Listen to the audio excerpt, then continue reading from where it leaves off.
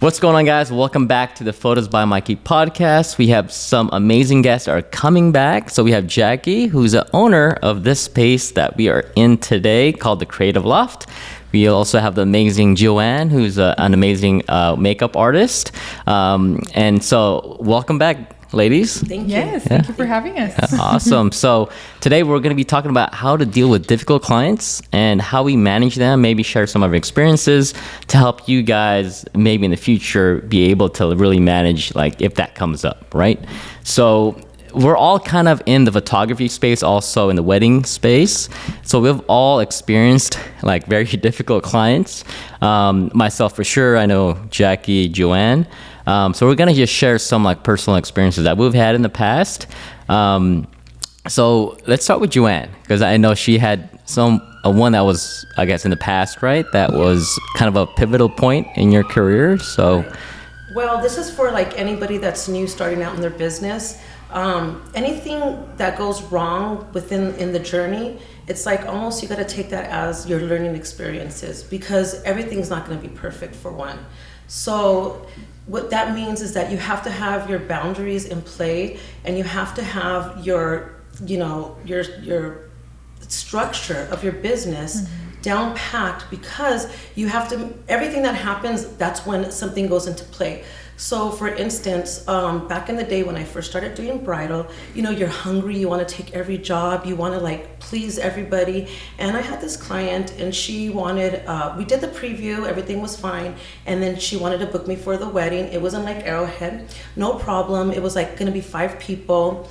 And then she asked me, hey, can I pay on the day of? And I'm like, well, okay, cash on the day of, sure, why not? All right, sure. Anyways, long story short, call her the night before, or send her messages. I always confirm, okay, I'll see you in the morning, blah, blah, blah, this time in the morning. Okay, nothing, I don't hear nothing. Then, I need to know what room you're in. I don't get any information. Anyways, we do finally agree upon, like, let's say 6 a.m. I have 5 people to do. That means we have a timeline. Yeah. Anyways, get there, no answer. The people in the front desk, they're trying to help me out. She calls the front desk, basically tells me to F off if I don't want to do her makeup. I was totally understanding about like, hey, you know what? I get it. I get you guys are out late, you guys are drinking or whatever. Everybody does that. But guess what? I still have a job to do. Yeah. And that's one of the main things about working with difficult clients, is that they have their job that they do, and that's fine. Nobody tells them how to do it. But please don't come and tell me how to do my job, because for the most part, people are making our jobs really hard. And that's what you hired us to do, is I'm an artist.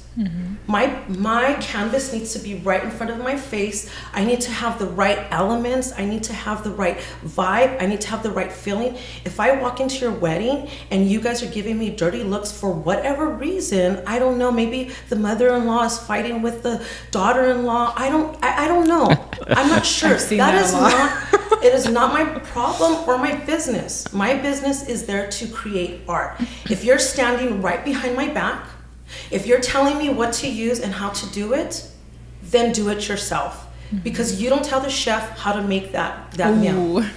Okay? And not only that, when a makeup artist is doing art, we need your face front and center. And I say that with passion, because I cannot do your face if you're looking down, you're on your phone, you're talking to somebody, you're asking somebody else the questions that you and I should be discussing. Why is your friend not doing your makeup and putting the eyelashes? I know. I'm gonna look at your eyes. I'm gonna analyze I have styles, different styles to go with your eyes. So let me do my job. That's what I'm there for. But if you keep butting in and telling and looking in the mirror and looking at your phone and looking at the camera, that interrupts my aura. It interrupts my creativity. I am a human being. I am not a robot. I'm not AI. I actually have organs. I have a brain. And I need it to be fueled with good energy. So anyways, back to the story. I drove there like this, cringing with fog, in the fog, up the mountain. You have to drive up the mountain, okay? And when I get there, for her to tell me that, and so I lost out, right? Because I didn't get my stuff in order. I didn't demand my boundaries. But you know what? That had to happen for a reason, because it made me say, I got a lawyer. I'm getting my contract. You know what? Nothing is going to be done until we have payment made.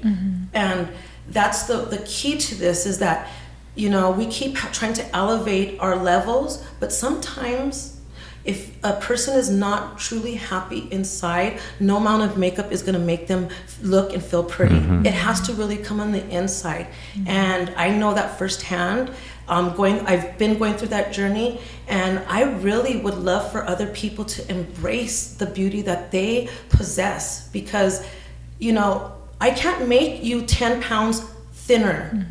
The makeup is just makeup. It's an illusion. When we do contouring, that's to give dimension to your face, not to make you look like you are carved out cheeks. That is so on stage makeup. So I don't know, I think I'm just going on, but it's really hard for people to really embrace who they are, and for us to work on that, because if they don't love anything about themselves, the makeup, the hair is not going to make them feel any better. Let me ask you a follow-up question on that, because I feel like in the photography industry, sometimes one of the most difficult things to handle is criticism.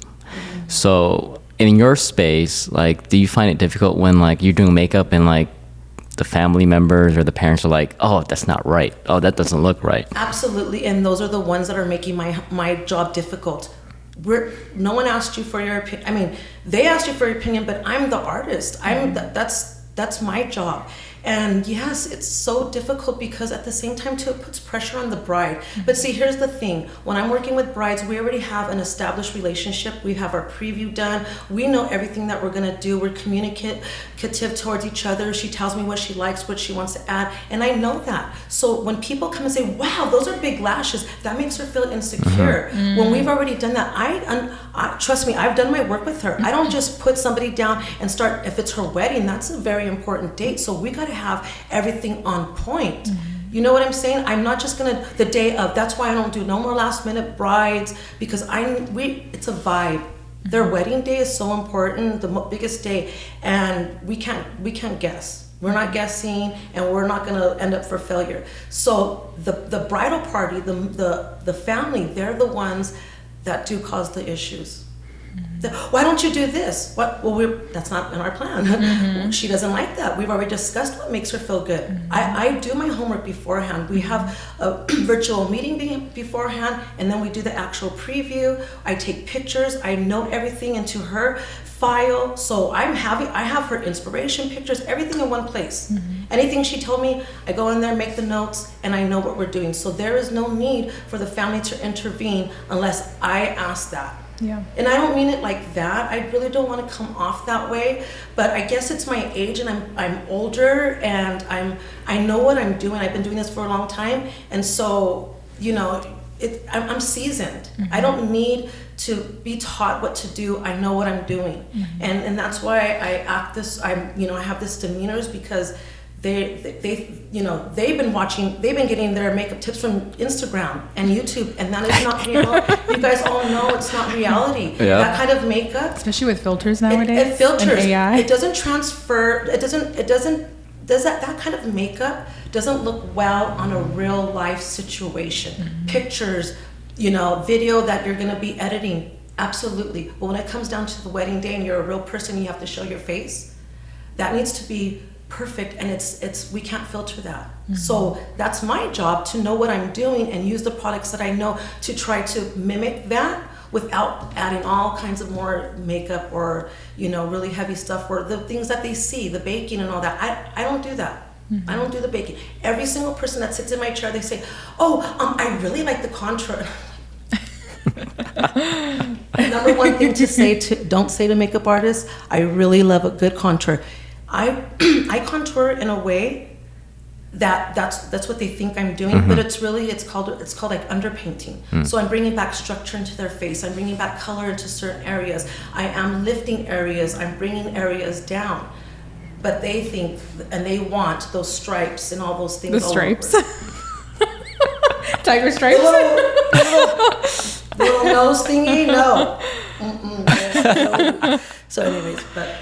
Wow. Well, let me ask you another follow-up question, because you do what do you call that? Is when you do like a trial? A preview. A preview, right? So does that always happen with every single bride that you do? Is that something that you do every time? Or a preview? Yeah. I highly recommend it. It's gonna give her the opportunity to preview what her hair and makeup is gonna look like.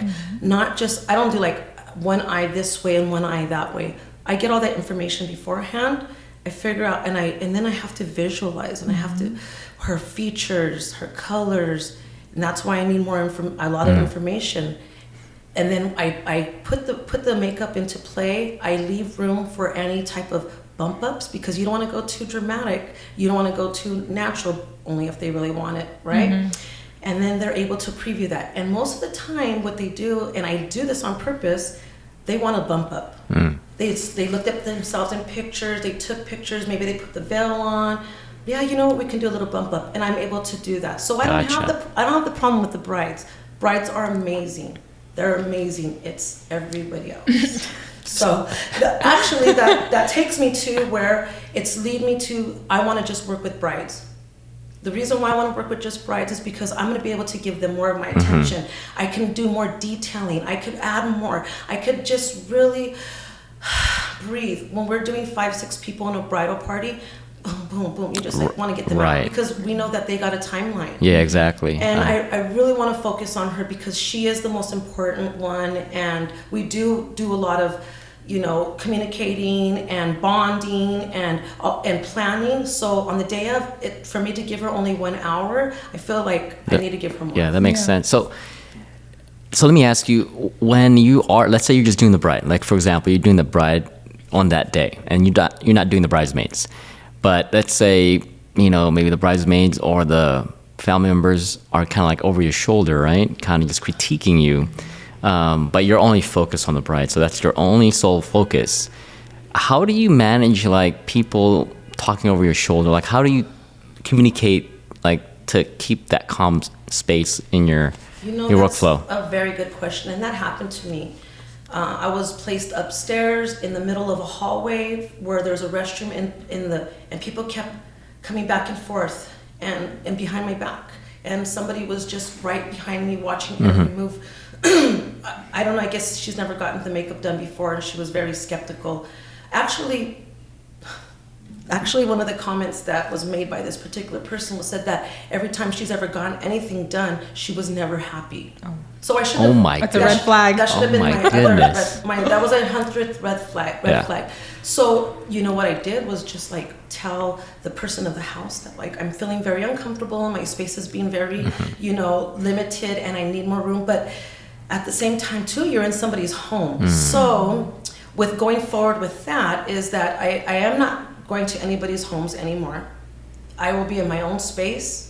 If it's a hotel, that's even better. For me, I'd rather be in my own space. I'm not going into homes, and I really have to set my boundaries, and I really have to communicate that to my bride about the type of energy I need. So, that's a learning experience, and I'm setting my boundaries, and I'm setting them high, and if people want to work with me, I want to work with you, but only if you're really going to follow because I'm too lenient. I'm so nice, and I really don't want to, step on anybody's toes or make anybody mad, especially it's a special day. But at some point, you have to kind of stick up for yourself. Yeah, totally agree. I think 100% that, you're the business owner. You can set expectations. You can set guidelines and restrictions to what works for you, right? Because you're going to be able to do your best work like that. So... Awesome. So, Jackie, do you have any personal stories you want to share? Oh, yes. I feel like, if you guys don't know who I am, I've been a photographer for over 6 years now, going on 7 years. And I've had my fair share of difficult client situations. So I come from weddings. I started off with weddings. I no longer do weddings, but I primarily do like headshots and personal branding. But, I think as a photographer, if you're dealing one-on-one with a client, you're always going to have situations where things arise and it can get difficult and challenging. I've had difficult situations where, and I feel like as much as I'd want every client to be a dream client, every session to be amazing 100%, I think we need to have difficult situations because it helps us grow as a business owner and a person. And I think it helps us realize where we need to work on when it comes to client communication, boundaries. And I'm a recovering people pleaser. And so in the beginning, I used to bend over backwards for clients. And sometimes I find myself doing that. And I'm like, no, I'm a professional. Like, I've been doing this for years now. This is my business. I get to run things the way that I want. I am hired for my skill set and expertise. Like, so you can't really question that, you know?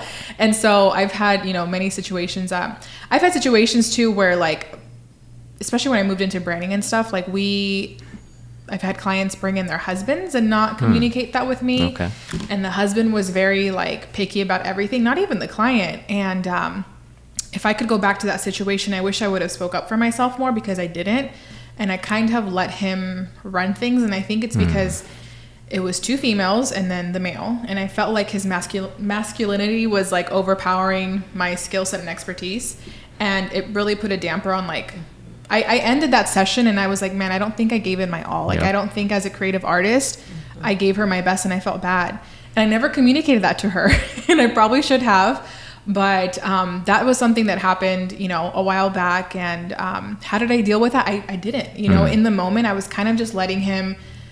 He would say things, and he was behind my shoulder when I was, like, photographing this client, and I was like I would just kind of giggle and, like, say things instead of being like, yo, can you step back and so after that, I learned, and I put in my contract and with communication with clients, that if someone wants to come, I need to know who it is and why they're coming. I prefer not to have a family member come. I don't think you need them. I know some people have had people come in for moral support, but, like, I think with my personality, like, you don't really need someone to come in with you. Like, I'm going to have a really fun time with you, especially with the type of work that I do now that I do branding and headshots.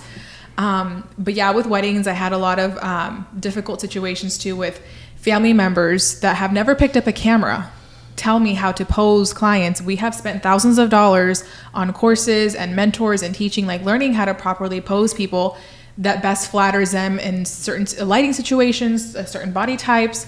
So I had many weddings back in the day where we would have, like, the mother of the bride who doesn't know how to use a camera, or, like, they don't know anything about photography, and they would try to tell me where to, you know, how to pose, like, the client or the bride or the couple, or where to put them. And I did have situations where I would speak up and I would say, like, well, this is what I think is best right now, and this is what we're going to do. This is what we planned.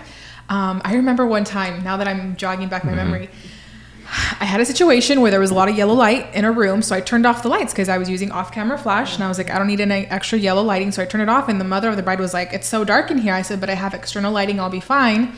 I know what I'm doing. And I set up, like, flat lay photos, and I was just doing detail shots, and they came out perfect. They matched my style of photography and editing, and the bride trusted me. She said, okay, cool. She walked out, but the mom was, like, kind of behind me, and I said, I know it feels weird for me to turn off the lights, but this is what I have to do to achieve the style of photography that I do in the way that I edit.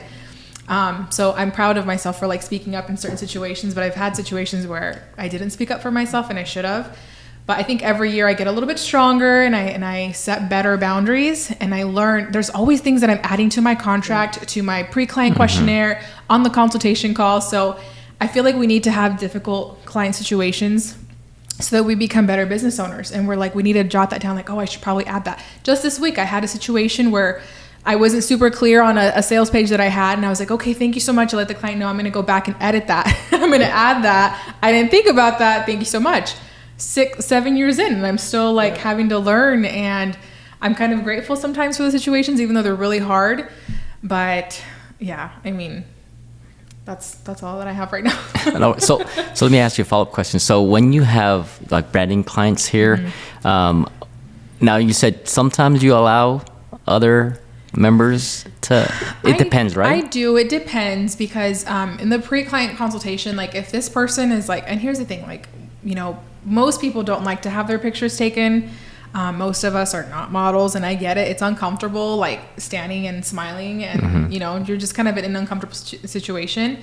If I feel like that person is, like, really, like, uncomfortable on the call, and they're, like, really putting themselves out of their comfort zone because they know they need personal branding images, they need headshots for their business, and they'll say, hey, I'm going to bring my best friend or my sister. If they use verbiage like, she's really cool, she's not going to get in your way, I kind of want someone there for support, she's going to kind of help me as an assistant, I'm like, cool. And I've had really great situations lately this past year where I've had family members come in or like a friend, and they're amazing and they actually do help me out. I typically always have an assistant on site anyways, but I'm grateful that the verbiage, like I think there was no red flags, I guess. If there's a red flag, I'll kind of address it. I'd rather, I work with a lot of females. I'd rather females come in with my female clients. I don't think we need like a male here. And I've had situations where like the husband will come and drop off stuff and then he leaves, and that's perfect. Right. We don't need you here. I know what I'm doing. That's why I'm getting hired. So yeah, I hope that answers the question. Well, I just had like a little epiphany. You said a pre-client questionnaire. Mm-hmm. Yes. Yeah. Yes.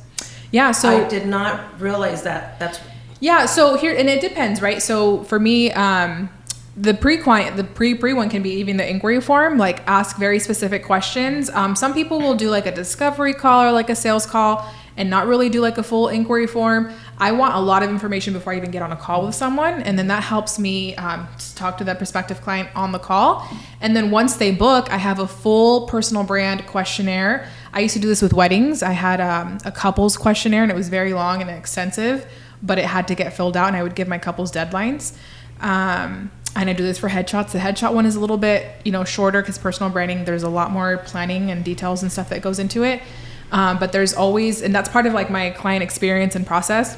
So once someone books, I tell them, I'm going to send you a questionnaire. You have about, depending on their date, if we're in a time crunch, I'm like, I need this back in 48 hours. If they're kind of booking in advance, 2 to 3 months, within the next 2 to 3 weeks, until your questionnaire is filled out, then we can get on a call. So I kind of give them accountability. So they have to fill out this questionnaire where it gives me all the details that I need to plan. Then we get on another call. And so we do even more planning. We go over any, we literally plan everything on there, like outfits, details, locations, hair and makeup. What don't you want? What you want? This is kind of what I'm envisioning for you. I'm going to do this. I'm going to do that. Right. And right. If you have questions or on the call, like clients will tell me, Jackie, like, I tend to feel really weird when when I'm sitting down for poses. Can we not do so many sit down? I note that down. So I know that when I'm working with the client, we won't do as many sit down poses because the client feels uncomfortable. So we're going to do more standing poses. So literally I try to leave like nothing untouched or like every detail. It's super detailed. And this is why I always tell my clients to book in advance because so much planning goes into everything. And if you want last minute bookings, like you're going to get a last minute experience, and that sucks, and you're hiring, experts that are not cheap. So always book with time, give yourself time, because there's a lot of planning that goes involved. And I always tell people all the time, like, you have a lot going on in your life right now. Life is never going to slow down. I feel like for adults, we're all busy. Life always gets busier and busier, I feel. And I tell them life is not going to slow down for you. Aside from you planning this session or you planning your wedding or whatever, you have jobs, you have spouses, you have kids, you have family members, you have like all these other things you're doing. Give yourself time to plan. Yes. And I think if I could talk to my clients that gave themselves a lot of time to plan and the ones that didn't, I bet you the ones that gave themselves a ton of time to plan. And I always tell people, like, if you have questions, please ask. Like, anything that comes up, I tell them, like, when we get off the call, if there's something that we didn't talk about that you just didn't remember, please email me, send me a text, whatever. Like, I need to make sure like all this before the day of the session. That way there's no unwanted surprises. We have clear expectations as a client and then the photographer, the hair and makeup artist. And it's a win-win situation, Yeah. And I feel like every year I've gotten a little bit better, and I feel like our experience as business owners for the service that we're offering gets better because we're learning how to set more clear expectations. We clearly communicate. We can almost learn to anticipate. Sorry, I got a fire truck. We're in downtown. I lost my train of thought. Setting expectations. And I feel like we get so good, that we almost learn to anticipate what the client needs or what they're going to say, and we just take care of it because we're the experts. Yep. We're like, that's not a yes. Deal. Oh yeah, I got this. Yeah. Right. And then it's just But if they're last minute, like you said, and we don't get that information about them, where we don't know their comfort level, we don't know, then we are not going to be able to do a good job either. And I think that was just a great thing for me to hear that, because I was telling my husband, I said, we should be able to interview our clients first and make a decision if we want to book with them. We don't have to book every single client. Yes. There's been times that I have told people, no, thank you. I don't think that we're going to be a fit for each other. And there should be also like a Yelp for business owners that we can go ahead and rate clients. You know, it's not really fair that they can sit there and say, well, the client is always right, when we know everything that you just done was not correctly right. I'm doing everything I can to try to please you, and you are just not happy with yourself. So I think we should be able to say that about a client. Like, nope, don't work with this. Don't work with this client. That's a great idea. Nothing is ever going to be satisfying for her. So it really, when we don't satisfy our clients, puts a hole in our heart. Oh yeah, because we're artists and we take everything to heart. And even though we say we don't, like, I think we do. It is so hurtful to know that we did not deliver what we were supposed to. But you know what? It's a two-way street. I need you also to give me what I need in order to do my job. To deliver the best experience ever. That's awesome. Yeah, so I think there's a big takeaway here from all of us is that, you know, if you're like, because I made these mistakes when I was, you know, starting, right, in the photography industry, is sometimes you don't set the expectations and you don't clearly say what the deliverable, oh my God, I can't even say that. Whatever you're going to deliver, right? And sometimes if it's not clear to the client and then you deliver something and then they ask questions, you probably didn't tell them exactly what you were going to give, right? And so then there's like some type of conflict at the end. And so, I mean, you made a great point, is like, you know, making sure that you set the expectations from the beginning and ask them exactly what they want, and if you're able to deliver, then deliver. If not, then move on. You can hire another vendor. But let's talk about like complaints, because it's, you know, we're in the service industry, so it happens, right? So how do you guys deal with like a client that comes back and is like, you know what, I'm not so happy with work. You know, I thought this is what I wanted. Like, how do you guys deal with a complaint from the start? You cry. Just kidding. Oh, that's so hard, you know. I could start if you want. So, I mean, I've had many complaints because I've done a ton of weddings, but I think the first thing I usually try to do is always listen. Like, number one is listen and address it, like reiterate what the problem was. So I know exactly what the problem was, and then really just try to go out of the way to fix it if I can find a solution, right? And that's the key, is like almost taking that complaint and making the client feel like you're the number one priority and helping them find a solution as fast as possible. I guess those are like some of the protocols I've used over the years, but I know there are some where it's just like, I mean, the next level, like complaints, like it was out of my control. Like there's no way I can't fix it. Like, for example, like I've had clients who complain about like, oh, did you get this specific photo? But it wasn't one of the things that it was on like their questionnaire, list. The must-have list. And it was like really just off the wall photo. Like, oh, did you get this like photo of this group shot? Well, you didn't make it specific. We tried to do our best to take a lot of group shots, group photos during cocktail hour and weddings, but it just wasn't very specific on wanting that. So then, you know, then there's no way I can go back. So. Yeah, I think for me, I try to handle everything with grace. And in the beginning of my business, I would try to fix things very fast. And I don't think I would do the best job. And I was probably not in the best emotional state. Now I give myself time, and I had a situation a few months ago where me and the client were just not on the same page, and she had a different idea of something. And this is a booked client and stuff, so it's not a wedding, but still it's a photography client.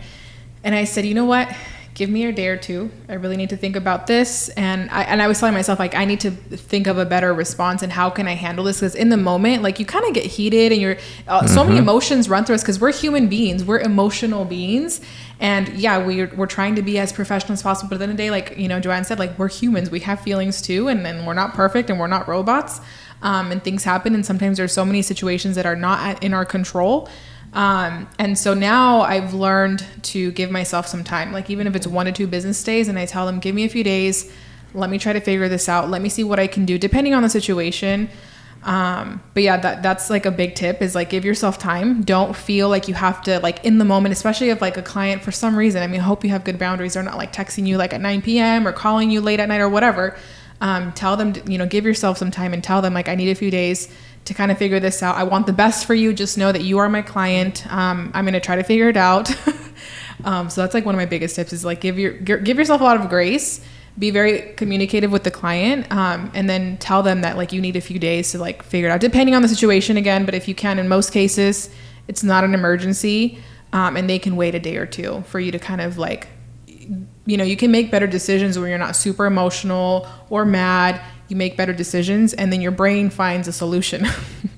So I totally agree with that. I've had a situation where everything seemed to be fine. The client was amazingly beautiful. I went out of my way to actually get her a really good service that I thought was going to fit her, and everything went amazing. And then I wanted some feedback from clients, and I sent an email, and I got back a negative one. And so the way that I handled it was, first, yes, I did give myself some time. I looked at every single thing that she had said that she didn't agree with, and then I just tried to educate her. So basically the basis of it was that she thought she was paying for luxury service, and when she looked at my stuff, she didn't see any name brands. And so I had to educate her on about professional makeup artistry and the professional products that we use. We don't use Lancome, Chanel. There are some products that we may use, but for the most part, we use things that are professional grade. Right. So that way, because it's universal. And so a lot of the times, for the most part, I have two kits. I have a travel kit, and then I have the studio kit. So I have to separate things. So that means that I get, the empty cases, and I fill them with product that I got, that I've paid lots of money. Usually when I go to the makeup store in Burbank, it's about $500 to $700 every time that's going into my kit. So, I wouldn't say that it's not luxury. I'm sorry I didn't have that brand on there, but that was the education that I had to give, that that's not how we work. We don't shop at Sephora. We don't shop at Macy's. We shop at stores, and we use brand names that you probably never heard of, because we use stuff that is going to be photographed well and then look good in person as well. So, with me, that did really hurt my soul too, because I apologize for her not getting the luxury service that she thought she was getting.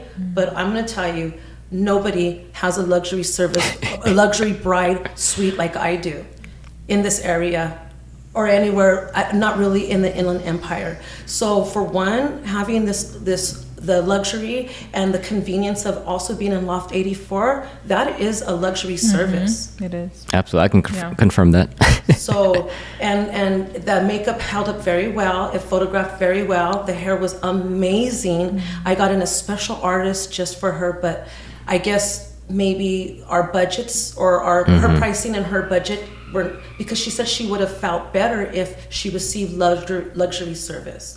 Also, like at the same time too, the pre-questionnaire is a great idea, because I'll get to know if that client is really a client that's ideal for me. So if you want that heavy Instagram, very heavy makeup, I'm not your artist. I want you to look timeless. I want you to look classic. I want you to look beautiful and soft all day long. And so that's my style. And so the pre-client questionnaire is going to be something great that I'm going to implement into my business, and then that will weed out the people that I really don't want to work with. Yeah. One of the things I do that as well, but one of the things I do on the call, discovery call, is I actually ask them, have you looked through my website? Have you looked at my Instagram? And also, because once they submit an inquiry on my form, I actually send them a link directly to like an example gallery, like wedding gallery. So when we get on the call, they have all that information. But I try to confirm if they've actually looked through that, because sometimes we get referrals, right? And they just trust whoever referred them, but it doesn't mean that they're going to be our ideal client sometimes. I've had that issue before where I've had clients who just got referred just because they trusted their family member, and like it wasn't like the perfect match in a way. Like I couldn't really go 100% because I was kind of restricted. But yeah, that's one tip. Like if I can give you guys is like confirm with your client that they've looked through everything and that they actually like your work. Yeah, because it's 100% the client's responsibility to do their research and homework. Yes. We are not for everybody. That's why we work so hard on our websites and our content. Like, you need to take the time to do your research and your homework, and don't be afraid to list out a bunch of questions for us, because I think we are in our every right to decide if you're the right client for us too. And that took me many years to just come to agreement with, because in the beginning you're like, you want everyone, right? And you're like, I just want to get every booking. But you finally get to a place where you're established and you're like, you know what, not every client is for me, and I'm not for everyone, and that's totally okay. There are plenty of other service providers that you guys can look for and hire. But in the beginning, I know for photographers, like, you want every wedding, you want every maternity client, you want everyone, because you want the practice and you want to build your client base. But if you're in a situation where you're not super, I don't know what the word is, but like where you really need so many bookings, like, I think it's okay to be picky. I definitely think it's okay to be picky as a service provider. And sometimes you will really regret the situation. I know I've missed my grandson's arrival of his birth. I was supposed to be in the room, and I had a client, and like she wasn't doing a wedding or anything like that, you know. And I should have been more like, you know, more boundaries. Like I didn't know I was gonna miss his birth because she did have him so fast. But to this day, I regret that, you know.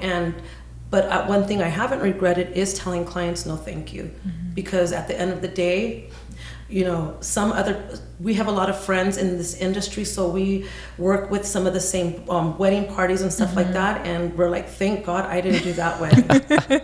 So as a tip too is like, if there's red flags coming up in the inquiry form or on the call, even emailing or messaging with this client, have a backup list of people that you can refer them out, because I think that's super professional. And I till this day still get wedding inquiries, and I haven't posted wedding content on my Instagram for like 2 or 3 years, and I refer them out to 2 to 3 photographers that I know and trust, and I would rather leave that conversation on a good note versus be like, oh, I don't do this anymore, or like, I don't think we're not a good fit.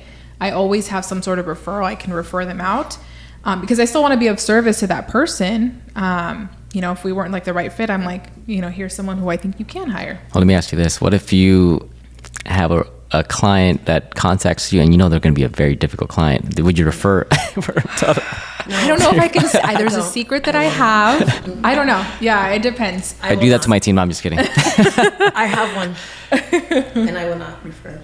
You know, I don't know. It's a tough one, right? Because they probably found you on Instagram or social media or Yelp, and so if you don't refer someone, does it look bad on you? No, I don't think so. I just say I don't think so. I think it's cool busy. though. I think it's nice. I think it's nice to be able to be like, hey, here's someone that can do that. You know, like, I don't love doing event photography.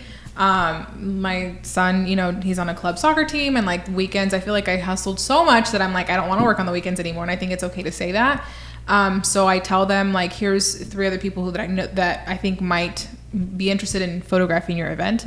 To me, I guess it feels good on my end, but there have been situations where I don't have a referral, and I just say I'm not available that day, or I will hike up my prices. And if they really want to hire me, they are in a need. I don't know if I'm allowed to say that, but it's the truth. And then they end up not hiring because I'm out of their budget. Yeah. And then I'm like, okay, it didn't work out anyways. Though the reason why I ask is because I've had people call me from Google, right? And I know that, and I have a call with them, and I know that's not the right fit. Yeah. And so what I say is, because I do have a team, I was like, oh, let me just check back with my team, and I can get back to you. And I just try to like leave it at that. But I have some people, they don't stop. Yeah, they'll call me again the next day. So I'll tell them, oh, we're all booked. You know, and I think it's okay to say, like, because then it's gonna hurt their feelings, right? If you're like, oh, we're not a good fit, you know, just say like, we're already booked for that date, or I'm not available that day. And don't be afraid to just stop there, because in the past, recovering people pleaser, I would tell people, I'm not available that day because XYZ. Yeah. You don't need to give them an explanation. Just say, I'm not available that day anymore. Yep. Or just there, I'm not available, period. Keep it clear. Yeah. I had a lady ask me, well, where are you going to be? I'm not lying. She said, well, where are you going to be? And I said, no. Listen, I'm going to be at home. You don't need to know. I'm serious. She said, where are you going to be? Oh my gosh, that's so funny. I'm not available. Where are you going to be? Oh my goodness. I was like, why? That is so weird. Yes. Wow. Well, okay, where did this person come from? How did they find you? Me? Oh. Bridal Expo. Bridal Expo? Okay. And here's the thing too, like maybe, can you attest to this? Like, I feel like when I get social media inquiries, they tend to be better qualified because I feel like they've done their research. But sometimes when I get like random inquiries, like, you know, that it's kind of like that. Like they come from Google and I'm like, you don't ask that type of stuff. Yesterday I got a call that said, hi, I incessantly, or I don't know, something obsessively pick my face. What? Can you do makeup? And it was a man. And I said, oh no, I wouldn't have time for that. It was like at 5:20, I'm cooking dinner. I said, no,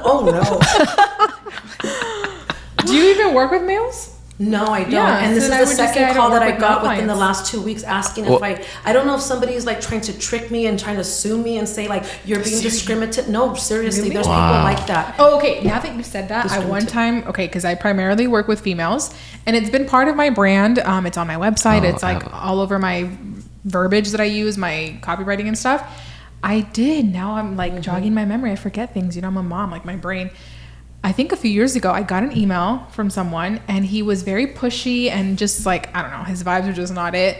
And I think he told me that I was being discriminated or like against males, and I was like, dude, this is my branded business. I quit my job to do what I want to do. I'm sorry you feel a certain way because I don't want to photograph men. I will work with males, but it's not like I just prefer to work with females, and I think that's okay to say that. And I got this super long email and I just never wrote back. But I was like, no, you know what? I quit my job so that nobody could tell me what to do. Exactly. We don't like bosses. Yeah, we don't like bosses. See ya, buddy. I mean, with that attitude, no one's going to want to work with you. No. But that's so funny. I forgot about that. I had a recent one, and I was just like entertaining this one because it would, I got a lot of calls from Google. And so it was like on a Wednesday, and it was a male. He contacted me. He's like, oh, do you do like headshots or, you know, portraits? Like, yeah, for sure. So what are you looking for specifically, right? Oh, I'm trying to do a full nude photo shoot. Ooh. I'm like, okay, like I've done female full nudes, but I haven't done males. Yeah. And I was like, I thought he was just joking. So I was like, okay. So I just kept talking to him. I was like, okay, can you tell me more? Like, what is it for? So, it's for like some actor thing, like actor. I don't know if he was like a, you know, porn actor. I have no idea. Yeah. So he just needed it for like his portfolio. I was like, okay. So what kind of style are you looking for? Are you looking for like a studio? I was gonna refer him to you. No, I'm just kidding. I'm not the right fit. And then I was like, oh, I need it outdoor. I was like, okay, well. He's like, take me to the woods. I'm like, we gotta find something private, like super private. Joshua Tree. Yeah, like really in the boondocks. So I kind of was like, okay, I know a spot that's really private. I don't want to get in trouble, right? And then we kind of started talking about like what specific photos he was asking for. I was like, oh, I need some some photos from behind that I'm bending over. I'm like, okay. No. So, and I because I was like trying to see if it's serious. Yeah. Like, are you gonna pay? Like, and so I was like, okay. And he's just a weird guy. Like he like was stuttering so bad it would take him like 10 seconds to answer. Yeah. And I was like, okay, let's do this. Before we take any step further, let me just send you a proposal. Pay the deposit, and then we'll go from there. And he never responded. Yeah, so I don't know if you found somebody else, but that was the weirdest one. Yeah, I mean, that's Do you guys have any stories of like any weird inquiries? We get a lot of scams, that's Yeah, for sure. I think Saying, I need you to do my wedding, my daughter's wedding for 10 people, and I need you at this time, and I'm gonna pay you this much. Oh no, thank you. Oh, I've gotten stuff like that too. Like, and they'll directly email me versus like filling out my contact form. And I've gotten weird, like, here's the house. Like, it's just very weird inquiries where I'm like, I don't know if it's a scam or if it's just like, sometimes it's a family member that English is their second language, and like the way that they type and express themselves is different. Right. I've had situations where like Spanish speaking clients will try to like speak to me in English, and like it's just weird and it doesn't make sense. Have you had any like really weird requests during the photo shoot? No, because here's the thing. I feel like I do such a good job when it comes to my marketing that I truly believe that I work so hard to attract people that like they know what they're getting with me. And like even though I do boudoir, like I won't do full nudes. It's something that I just won't do personally. There's plenty of other photographers that would like to do that for you, but I just don't feel comfortable doing that. You know, like if a you know, client wants to take off her top and she's like covering herself and stuff, but I don't do full nudes. Got it. So I feel like I'm very clear with my expectations and like the way that I run my business. And like my marketing is very clear. I feel like I've done the work and I attract people that like know what they're getting. That's awesome. And if they know I don't offer that, like they don't reach out. You know what I mean? Right, So exactly. I feel like every year I get less and less weird, because we're always like working on our website, working on our content, working on this and that. And so like the whole point of doing that is to attract the right type of people. And so it's a lot of work up front, but once it's kind of built, you know, you just kind of maintain things. And I feel like most of my inquiries, like they're super ideal. So Nice. I don't deal with That's a lot awesome. of, I don't deal with For a me, ton if of I stuff. feel creepy vibes, I'm like, schedule a video conference. Yeah. Virtual meeting first. Yeah. Yeah. Then I can really feel maybe she's just really shy, Yeah. the way she's talking through her email or whatever. But if I get creepy vibes, that's the first thing I'm asking. And Yeah. sometimes, you know, it happens that they are creeps, but it doesn't really happen too very often. Yeah. Awesome. This is kind of on the same line. It's not dealing with clients, but have you guys ever dealt with another vendor that was difficult? That kind of like either See my deep breath? that either like really disrupted the way you worked or made it very difficult environment? Because I've had a few during, you know, weddings are very stressful. Are they wedding planners? A few, but I've actually had some DJs that was very difficult. Oh. Just because the fact that if I'm doing video, there's other things I got to do. Yeah. I got to communicate a little bit more with the DJ regarding, like, for example, speeches, right? So I got to make sure, like, how far can you take the mic? Because sometimes the mic can only go so far. Yeah. I got to hook up audio to record audio during speeches or like ceremony. And so there's been times where we're just like butting heads. And then sometimes with planners, of course, it's like because they're trying to stick to a certain plan. And I totally get that. I'm with you because... Then they don't include photography in their plan. Yeah, some don't. And they just think about like the setups and everything else, right? Or sometimes you don't even think about makeup, you know? Yeah. So, Or they're like, yeah, you'll be there in like- 30 minutes, right? And you're like, what? You have 15 minutes for romantics, husband and wife. And it's like, what? Like 15 minutes? Okay. I personally don't like to. And I'd rather my bride give the information to the planner and know what our schedule is, and then her work around that, because it doesn't take us. We're not gonna have a magic wand. Yeah. It does take us time Right. to get that ready. Ready, you know. And Yeah. I mean, I was at a wedding that I was packing up, but a photographer came and he started yelling at everybody. I was in the restroom. I could hear him yelling. What? And I was like, What? shut the heck up. But I was already getting ready to leave. Why was so he yelling though? I guess he was like, we need this cleaned up right now. Everybody, my right God. now, everybody start working. And Oh my goodness. and I was working for somebody else on that date. I was working for another artist. She hired me. She subcontracted me out. And so then when I went downstairs and we're in the garage, I was like, oh my God, was that the photographer? Yeah, that's not the first time he's done that. It's already Oh a my- few times that. So he has a reputation of that. Well, I didn't care because it wasn't my wedding. Oh my gosh. Wow. I was already out of there. See, in Wow. a situation like that, as a photographer, like if you're shooting flat lays or details, like then go to a different area. Was this at a house? No, it was at a hotel. A hotel. And they see, but that's like you're working with us and you're paying a little bit more for us because we are professionals and we know what to do. Yeah. So that's why I like to tell my clients, use the studio if you're gonna get married at Loft 34. Still use the bridal suite, but use that for when we're getting ready, so that way we don't have to hurry up and clean everything up and try to get everything out of the way. You have that beautiful bridal suite ready for pictures, details, and the bride with her gown. And we're not trying to, all the food, all the drinks and all that, we're already set, and all that stuff is away. Because our makeup, we do have, our setup is a big setup. Yeah. It's more than just, it's lots of products. Absolutely. I've had another one where I was just doing video, and they had hired another photographer, and I like to be very strict on the timeline. I like, if I can't get the shot, then we'll do something later, right? Or if the makeup's like running late, okay, that's fine. I'll work on something, And this photographer, during like sunset photos took forever.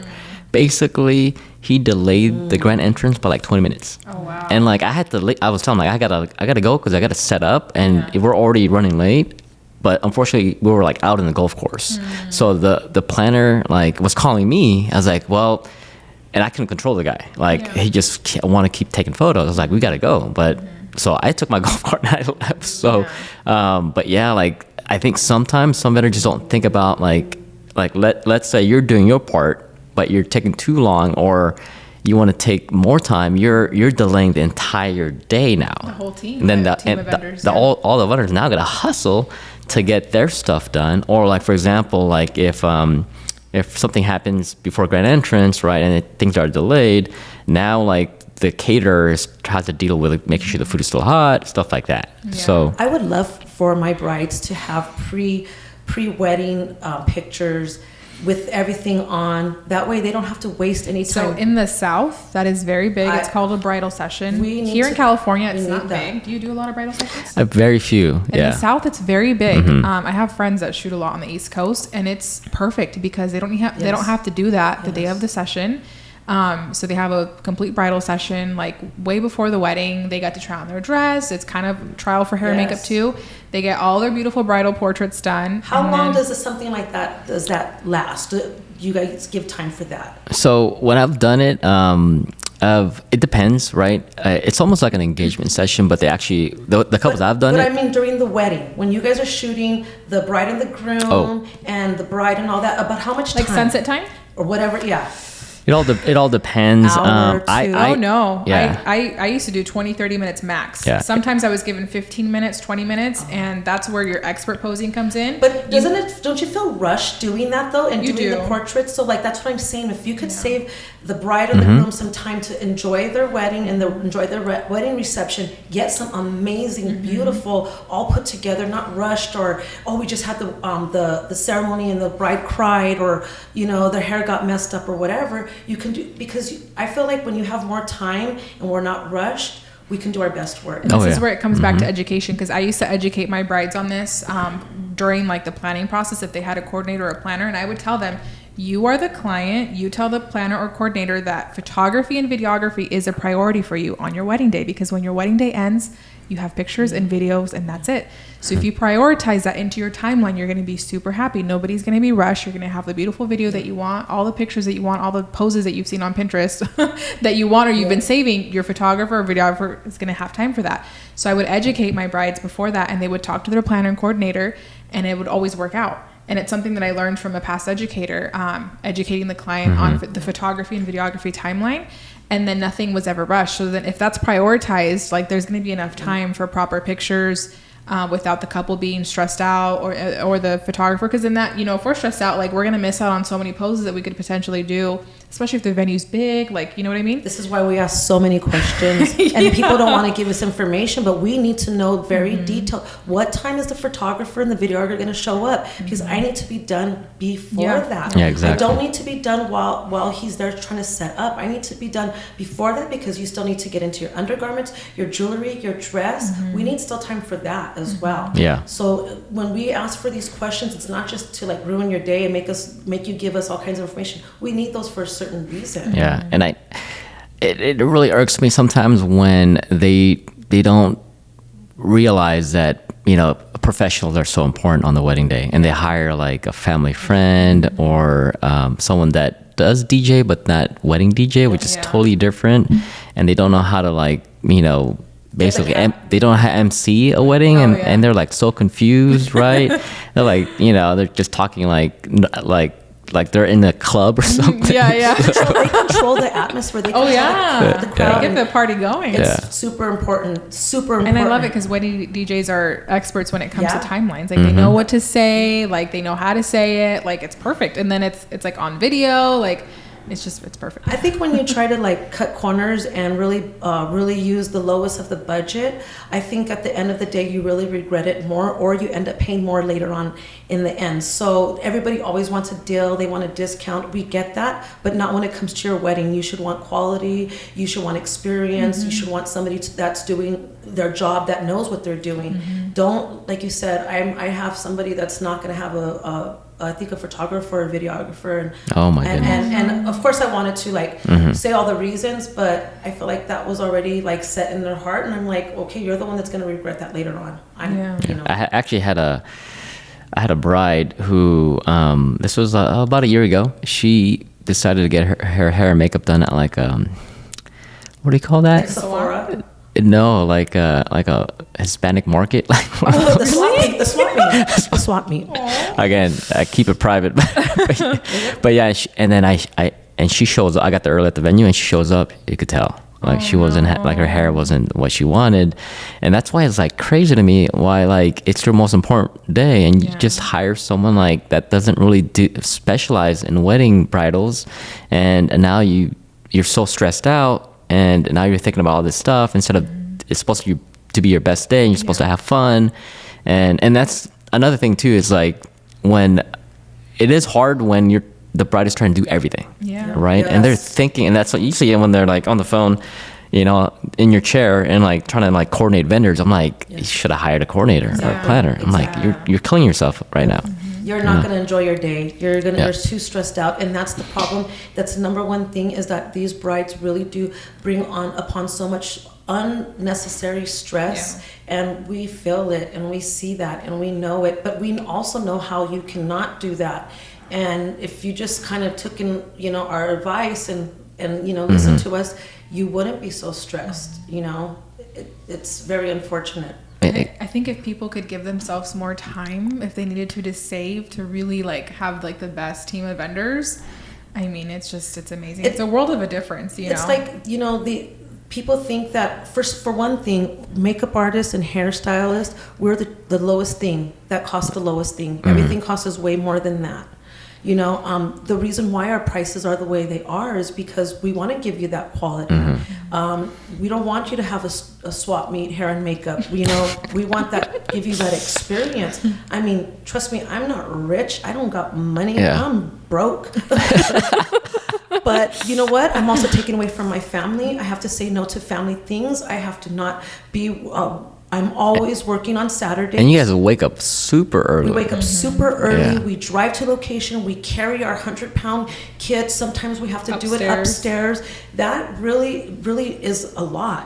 We miss out on things too. And that's what you're paying for, is our experience, but also like our time. Like if you can find somebody cheaper, then go to them, please. And you're going to get the swap meet. And then you're not going to be happy, and you're going to be crying.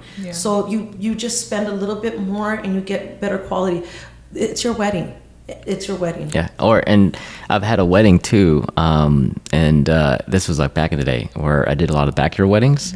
And a lot of the brides just planned their own wedding, right? They hired their own vendors. And oh my goodness, like I try to help as much as I can. But what happened was... and then you're doing things that are not a part of your job description. Then you should be getting paid more. Exactly. And I had that too. So the DJ didn't show up.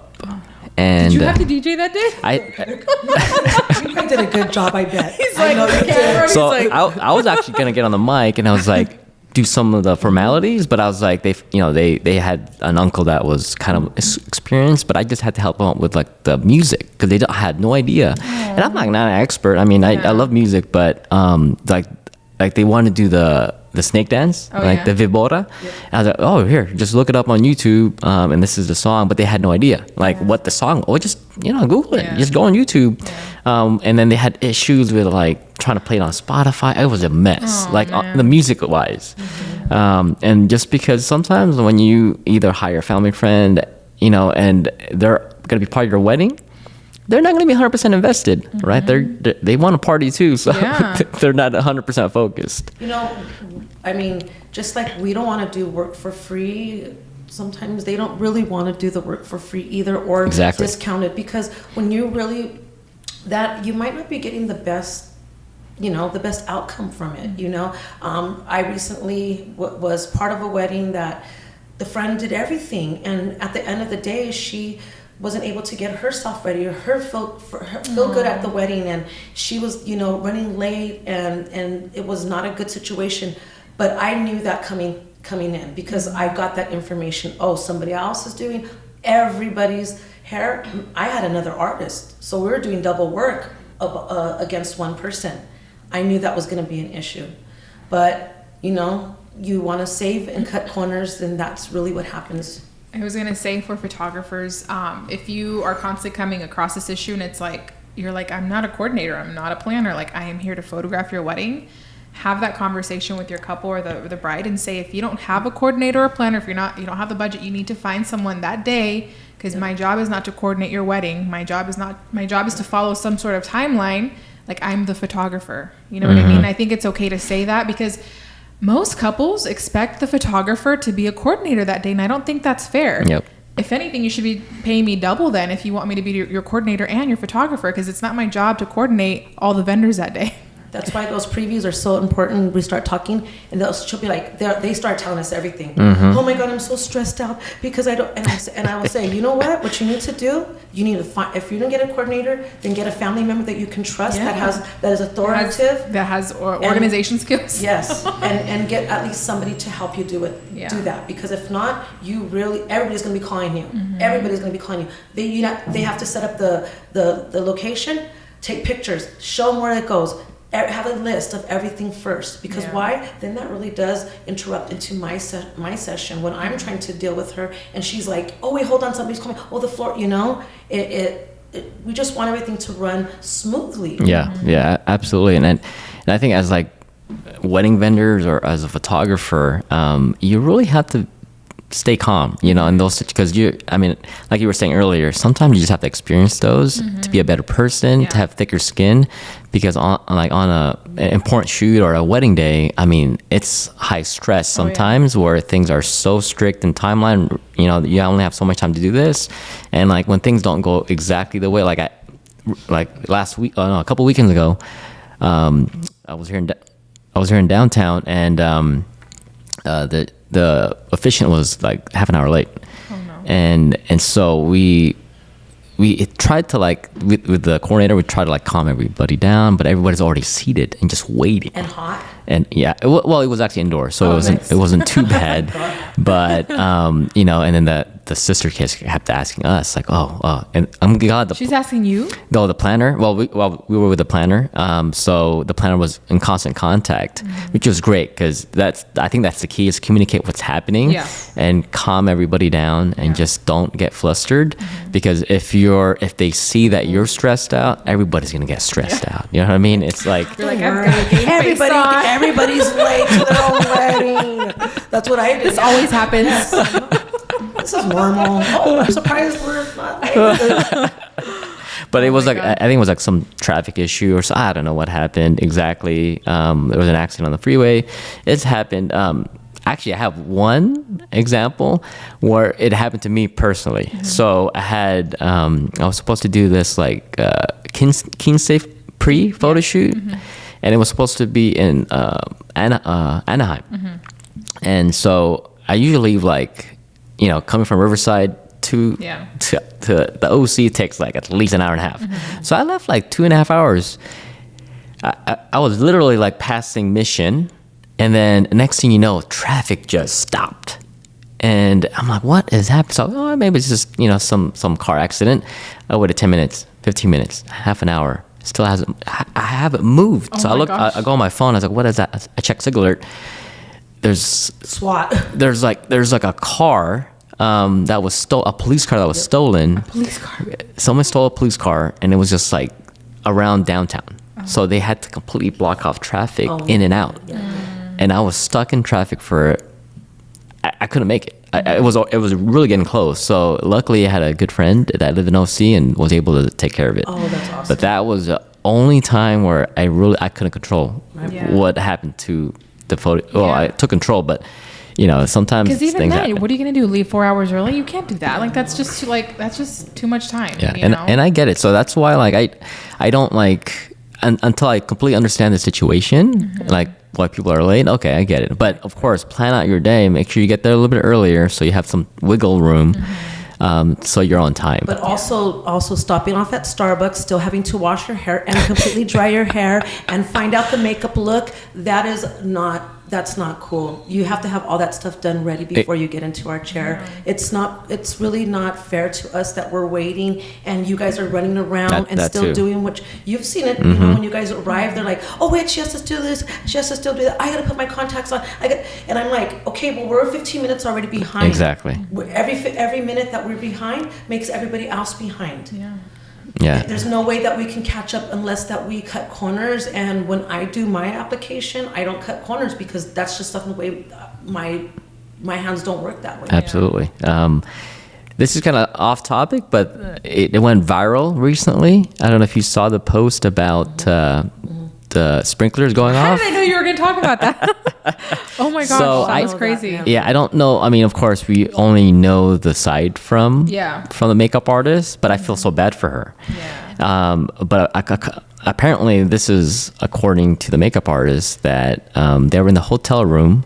You know, they were almost done, I believe. Like she was almost done with all the bridesmaids, and they were like just doing final touch-ups, and they were still in the room though. And then next thing you know, the sprinklers just went off everywhere on that floor, and everything got wet. I think all her makeup, like thousands of dollars, was wet. The bridesmaids got wet. Everybody got wet, and it was just flooded. I think it was like 2-3 inches of water. And come to find out, I guess the planner had put the wedding dress, which we know it's sometimes very heavy, on the sprinkler head, and it triggered the sprinkler to go off, which is unbelievable. crazy. I've almost done it once. I don't know what happened. Almost Did done they it still once. have the wedding that day? I don't know. There's no follow up yet. I've been kind of following her Instagram, but there's no follow up to what happened. But according to the post she had captioned, it was they are trying to get basically reimbursed for all her gear, and also I'm sure there's going to be some lawsuits maybe coming from the client. But I think it still went through. The wedding still went through. That is so unfortunate. But I don't touch anything that doesn't belong in for hair and makeup. You know, if they say, "Oh, can you hand me the dress?" Oh no, I'm sorry, I got makeup on my hands. Yeah. The mom or somebody else has to grab the dress, or don't even put the dress close to me because makeup can fly, powder can get on, and I really don't want to be responsible for that. It's unfortunate that happened. I'm so sad. It's really sad. Weddings are crazy. I feel like I tell my clients all the time now that I do just like studio work and stuff. I feel like weddings prepared me for anything. Like I can do so much now. Like nothing is as stressful as wedding days. Like even events are so easy now, I feel, but it just doesn't compare. But it made you a better photographer, like right? Like I tell my clients all the time, I'm like, you know, I actually have a wedding next month. Oh. But it's because I photographed her sister, and she really, really, really, really wanted me. So I said yes because I enjoyed the family. So I'm excited to do it again because I know the family and stuff. But my last wedding, I think, was fall of 2021. Okay, awesome. Yeah. I really believe though, if you're any wedding vendor, you could do anything just because there's so many situations you run learn into. how to like multitask. Oh, and yeah. You're like a ninja. And you got to be able to work with everybody, right? Everybody, Yeah. the Different vendors, personalities. family, people. Like I know I've seen like family members coming up to DJ and just like demanding, "You got to play this song." But Unfortunately, weddings have shifted me to like really want to kind of semi-retire and start a new business venture that it still has to do with, you know, women and, That's awesome. and you know, feeling good about themselves, but in a different approach. So it's people are very insecure, and I think social media makes that really worse because they give people a false sense of this is what you're supposed to look like, and that's really not the case.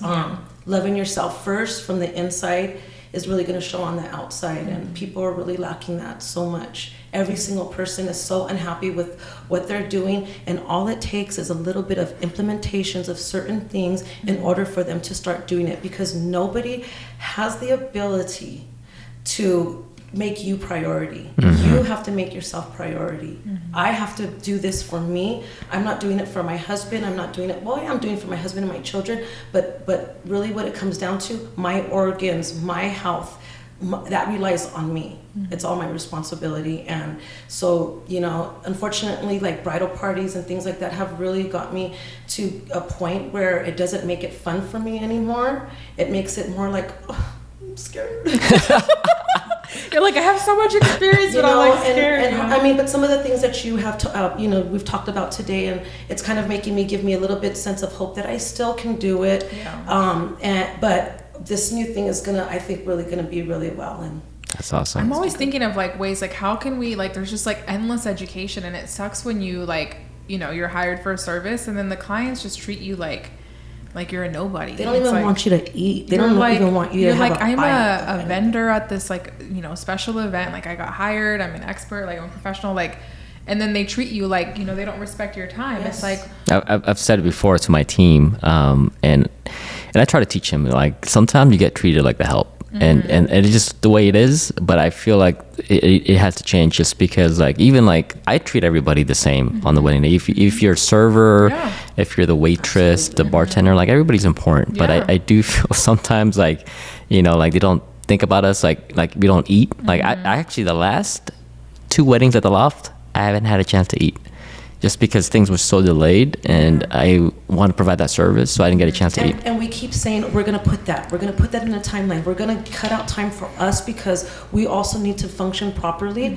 And then they need more. They need it. So you know what? We're willing to sacrifice us for them. And really, we can't be doing that anymore. Do you have it in your contract? Yeah, it's in the contract, but the way I look at it is because those are like very anomalies where I don't get a chance to eat because things run so late, and I can't control that. Like so even if the bride, like the couple's like eating, you don't eat when they eat? I try to, but then things got to get pushed forward, right? Let's say, and I don't want to mention the bride's names, but there was one situation where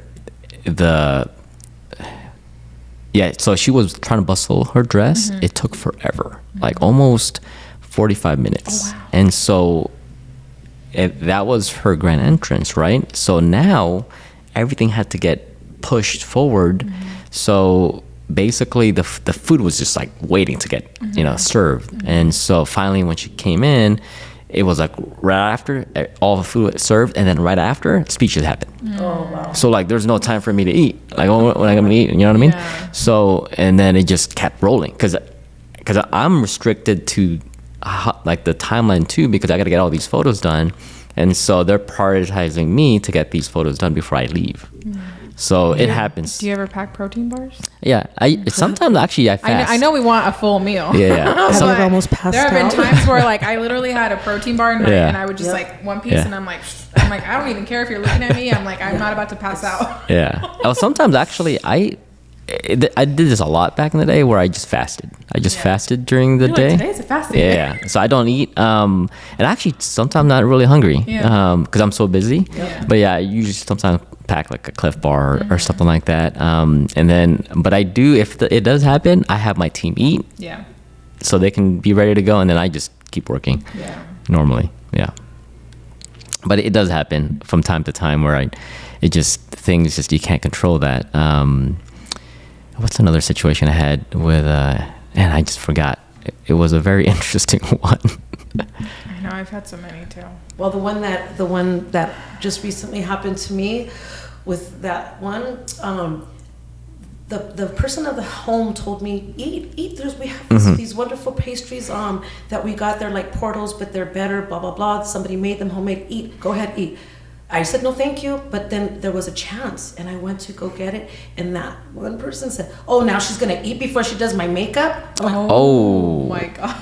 Wow. I'm serious. That happened to me. Do you know how I felt? Because I was trying not to. Oh my because God. I wanted, but nobody was getting in my chair. I had a second, barely to just turn around. Wow. And yeah. And then they make you feel bad for like yes. saying yes to their offer. Right. And then I heard her say that. She said it out loud. Another thing, when makeup artists are doing makeup, I have one set of brushes for everybody. So in between every client, I have to clean my brushes.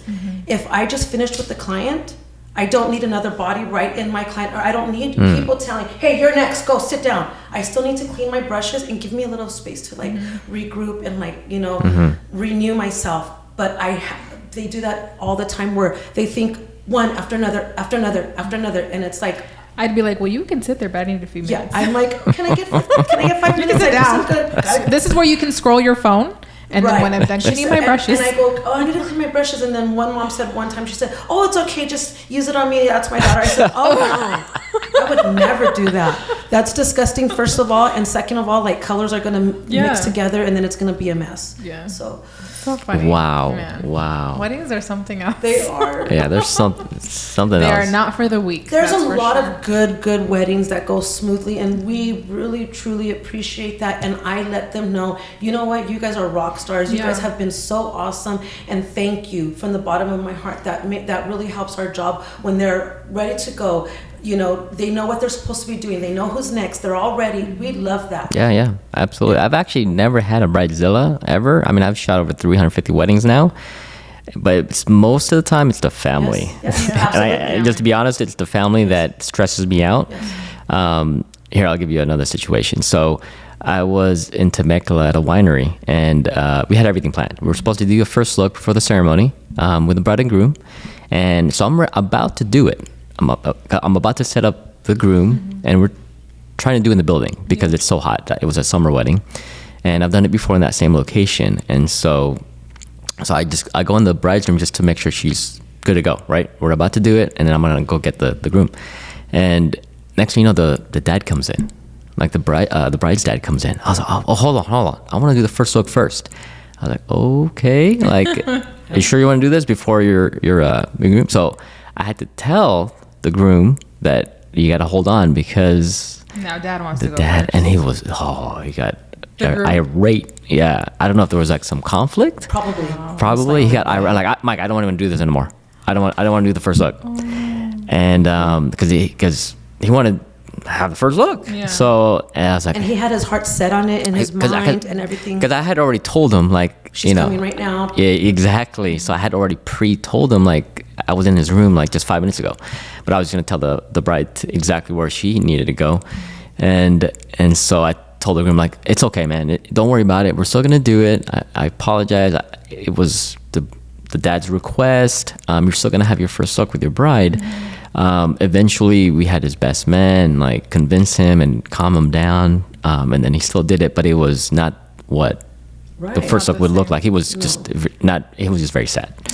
Yeah. Eventually, he still was great, and he got, once the wedding happened, he was still a really great guy. But yeah, that was one of those situations like I couldn't control that. Like, okay, no problem. Like the bride's the one has the final say on that. I can't control that. So Attention, family members. It is their day, not yours. Please just let whatever they want, if they want this, if they want that. That is not the time. It's not their wedding. It's not the time for you to be arguing with the mother or the other mother or the stepmother or whatever, the father. It's not the time or the place. Yeah. That's what really has gotten me also very about weddings, is that I feel like nobody is really thinking about the marriage, the couple. They're thinking about what social media is going to look like, what Instagram is going to look like, what cool things are. It's not really about the union, about the family coming together. This, who knows, whatever their stories are. Their stories are just washed away now because we got this grand entrance and everybody wants everything to be perfect, and the brides may have, at the end of the day, that's not really what's important. I mean, I had $100 wedding. I've been married 30 years. Mm-hmm. That stuff doesn't matter. Mm-hmm. It really, materialistic stuff is not that important. Yeah. It's what's really important is what you have in your heart and what you guys are going to build. Mm-hmm. That's the main thing. And for the most part, everybody's already living together. Mm-hmm. They're living together. They've been together, so why do we have to do such a big show for everybody? Yeah. It's a lot of money. Mm-hmm. Weddings are not cheap. Like a good wedding, 15,000, 20,000 starting at minimum. Yeah. So really think about like why you're doing this, for the love of your. If I could have my dream wedding, I would, but I don't got the money. So but you know what? I got a good marriage and I got a good husband, and that is what's really important. Yeah. I think we talked offline about this, is like, providing an amazing service to our clients because we want them to come back and refer other clients to us. But what if, like, you get one of those off clients that just dissatisfied with your work, and you're trying to do your best to really just reconcile the issue. What's your thoughts on like just trying to go out of your way to resolve that issue, or should you just like leave it alone? And I don't know what you guys think about that. It's hard from a photography perspective because you can't reshoot a wedding day. I have heard of cases and scenarios where the couple will get ready again and they'll redo husband and wife portraits, like some romantics or whatever. But like the rest of it, I mean, it's done, you know, so it's hard. I think as a photographer that shoots other genres, like I have done reshoots, and I think that's okay because you can just, but like a wedding day is just so hard. And if they're not happy with the end product, I have to ask myself, did I shoot the way that I always do? Like, was there inclement weather? Like, was it like, what happened? You know, and if everything was right and I was, you know, I knew how to shoot outdoors in harsh light, indoors, like if everything was right and I did my job perfectly, and my product looks like all of my other galleries, and the client is still not happy, that's on the client, not on me. That's what I've had to tell myself. It's on the client, not on me. Because they hired me knowing that this is what all of my work looks like. They, especially when I did weddings, I would always show them 3 to 4 galleries in different scenarios, different venues. And then depending on like where they were getting married, I'm like, oh, if it's a winery, if it's this, I've actually shot at a place like this. It has an indoor lighting like this, and it has a situation like this, and blah, blah, blah. I'm like, this is what it looks like, you know, before you hire me and pay the deposit or whatever. Like, are you, you know? And if they're not still happy after that, then I truly believe it's on the client, not on us. Absolutely. 100%. Because we can't fix the inside. Yeah. You know, they see what they see in the mirror. We see something totally different, you know, and it's crazy about being an artist and creative like that, because one minute someone can be like, you're the worst artist in the world, and the next minute the person's like, oh my God, I love your work, I can't live without it, I need you. So you're a low, high, and you're just like, do I suck or am I good? I don't know. It's emotionally draining. Yes. Oh yeah, I've had oh my goodness, I've had so many like ups and downs in terms of like client communication where like they would text me super happy, and the next thing you know, they're like, I could tell that something's happening because something's not going right, like before the wedding, and they're like stressing out, like asking me questions about, you know, like certain like they're actually, there was one, I don't want to mention the venue, but she asked me, hey Mike, what do you think about the planner? I'm like, well, it's up to you, not me. And she had already hired the planner. So you're like, well, I mean, what are you gonna do now? I did work with her before, but I try to never talk negative about other people, just because it's just, you know, I don't know what their situation is, right? Why maybe they're acting that way, or why they provided that type of service, because I'm not in their shoes, and I'm not a planner, so I can't say exactly, but I just tell them exactly what I've experienced from them, and just try to keep it professional. Right. So another side note, it just came to my mind. So from time to time I do quinces, and this was a client that I thought was very happy with my work, and everything went well on the day, and then I delivered the gallery, and then I think it was the day later, she responded, oh, I wish you took more photos of my son. I'm like, okay, well, it was a quince for your daughter, like, you know, and I looked through, I was like, oh, there's actually a lot of photos of your son. But I apologize, you know, we made your daughter the priority on the day, and she just wasn't happy. I was like, well, I'll look through, see if I can find more photos, and I'll deliver more. And that was it, and then never responded back. But I mean, it was just kind of weird request. Right. Like we did family photos and everything inside. But I was like, it's your daughter's day. Why would you need more photos of your son? There's a lot of photos in the gallery. Yeah, sometimes things are going on behind the scenes that we don't know. And really, it's not our business or our responsibility to try to make that right as well. The situation that I was in, you know, there was a disaster happening, and then other internal issues with family members. And at the end of the day, I'm not a punching bag, and it's not fair that you know, are taking it on me because you can't scream at the bride. It's not. I'm not the punching bag. Yeah. No. Yeah. Absolutely. Well, I mean, I think there's a lot of insights from everyone here today, which is amazing, and hopefully it helps you all out there to kind of help, you know, better yourself and be fully prepared when it comes to like client conflict or, you know, managing stress in the day. So just to finish it off, maybe we'll start with Joanne. Maybe give a couple tips on maybe final tips on how you can be a better person dealing with these type of conflicts. I mean, just just be communicative to us. You know, the more information that I have, the best that I can do for you.